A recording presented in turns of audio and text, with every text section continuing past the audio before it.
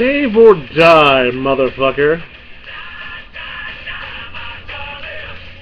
Now, as provocative as SAMWISE7RPG is trying to go ahead and say that is, he might be right. But at the same time, he's got a point. Man's got a point. And when a man's got a point, you have to go ahead and say, hey man, I get it. I understand. Because if you don't, the guy's going to think he's a lone nut. And let's face it, you get enough lone nuts together, you end up with a group. You end up with a big enough group, they call it an institution. Look at organized religion. If that took a cheap shot at anybody, I'm sorry, but they're an easy target. You know they are. Alright, now as far as death and characters are concerned, I think they're completely valid reasons that Samwise is giving. If you're going to behave stupidly as a character and die, well, you died probably because you ended up getting in a situation that you're supposed to die from. Like not checking for traps and walking into a deadly trap. Now, some traps are intended to maim. And I think some of you have to really kind of weigh out the severity of, like, the lethality of the trap being walked into. Most of the time, though, if you look at the D&D traps, for example, absolutely 100% death. But you gotta remember, in D&D and other games like that, they have mechanics to bring characters back. Reincarnation spells and the like. Just go get your friend resurrected. And really, the reason I think why people get so cheesed off about the character dying, especially if they invest a lot of time into it, is because, unlike video games, we don't get a respawn point. Which is fine, because if you go back far enough in video games, there was no respawn at all. There was start the game from the beginning.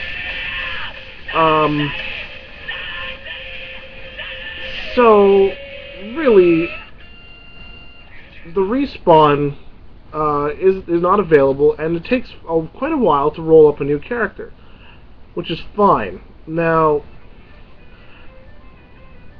some actually go ahead and see that as being, like, you know, a deterrent or not fun, or maybe they died from something that was fairly innocuous and, you know, like a low-level thing.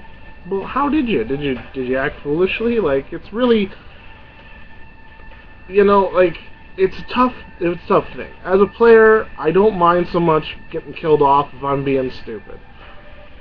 And Samwise does bring up the good point that characters tend to get a little bit too cocksure and a little bit too, like, they'd fling themselves in front of a bus because they think their reflex save is going to help them. And I'm sorry, it doesn't. Not in all circumstances. You plummet to your death, you're eaten by a dragon. Well, there's rules that swallow whole, but they're not good. It's not a good situation. So, what do you do when it comes to death? Well, you fully embrace it. You make it a part of the game, and you kind of go ahead and, as a game master, you lean more to the, you're supposed to be impartial. That I firmly believe in. You just don't try and kill them off, but at the same time, don't help them out too much. And sometimes when people just aren't getting the point, sometimes the subtlest drop of, "Are you sure you want to do that?" can make them rethink their action. If they still choose to do it and they die, well, guess what? It's not your problem. And they're going to have to make a new character. Or they're going to have to take the level deduction of, you know, coming back into the game. It's just, it's frustrating, I'm sure, but that's only if your character dies often. And if your character dies often, there's a problem with your play style. And you're just suicidal. And what I've done in the past, and some of you might get a kick out of this, some of you actually might be doing this yourselves, is every time I had a character die, or retire, mostly die, they went in a special binder. simply known as the graveyard. Now this is like the 5th iteration of it because I kept on getting bigger and bigger binders, but it's yeah, those are dead characters. I collect them in a way because I like the stories they can tell, and yeah, not every death was epic or meaningful or heroic, but neither was every character. Some of them were just absolute scoundrels, and they died because they finally got their comeuppance. Or they really should stop hanging out with a bunch of other scoundrels, you think? For example, let's see. This is mixed game too. This is not just one game. A lot of these are coming out of Rifts, and that's because people get extra cocksure in games like Rifts where they think they can min-max. And as I've already pointed out, if you do something that's going to get you killed, it doesn't matter what kind of character you are. If it kills you, it kills you. There's no save in the world that'll stop you from dying from just the simple physics of the universe. Let's see. Let's see if I can find a really good one. A lot of these are just stating killed in action. That one died of a gun jam. Oh, it turns out there was some collateral damage here. I got about 3 more characters that died because of the gun jam. The gun jam resulted in an ammunition explosion, so there were a lot of people standing way too close. Okay. Something funny. Okay. Here we go. I have a Wolfen juicer. Now, for those not familiar with Rift's setting, that's fine. A juicer is basically like a drug-induced ball of strength.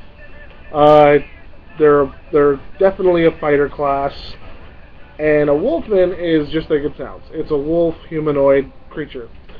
So this Wolfen juicer, by the oh-so-clever name of Johnny, was killed in action by another character's lamp post. And knowing this character's name, and knowing the kind of characters he plays, that meant that the character was strong enough to lift a lamp post and use it as a bat. So he died in combat against another character. And that's how he died. He died from a lamp post. And party conflict between 2 characters should be sort of deterred by the game master, because it can slow up the game itself, but every once in a while it's very valid, and you just kind of have to let it run its course, and hopefully the character is merciful and just wants to punish them but not kill them. But as I said, if you're a scoundrel and you're rolling with a bunch of other scoundrels,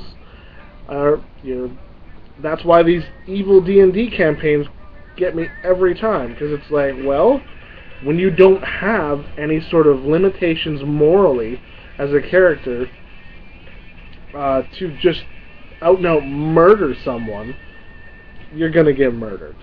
And that's resulting in character death. Other things are, straightforward. Just like Samwise said, you fall off a cliff, you die.